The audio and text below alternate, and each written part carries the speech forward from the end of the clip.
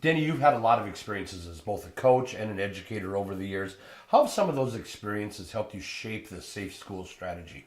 I taught at Tech High School in St. Cloud for 11 years, and that was an exhilarating experience. We had a lot of diversity to start with. Then we got an influx of Somali students, which brought with it a whole new set of experiences.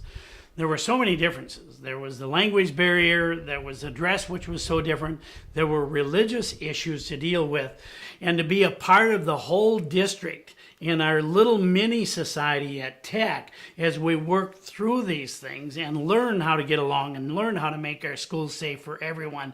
It was really exciting. Now, I'm not saying it was easy, and we have a way to go, but it was rewarding being a part of that experience.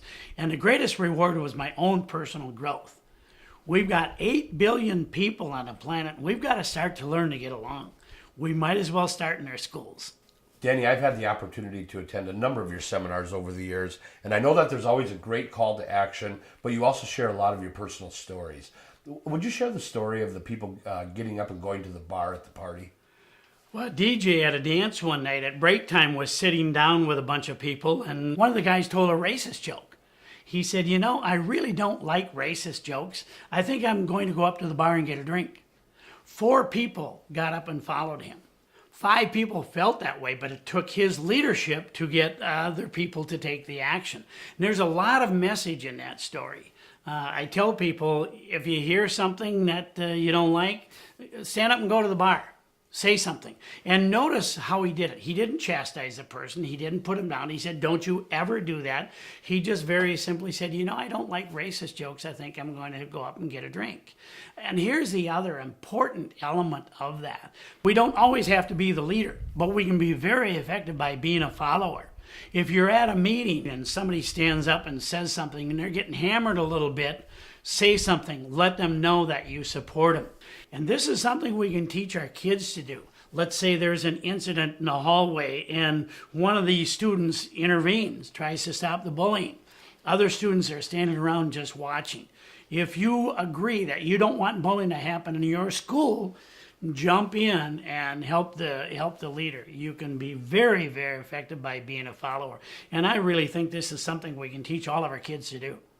In an earlier interview, you had given a little historical perspective on some of the big things in history that have made an impact on this. Can you give us another example?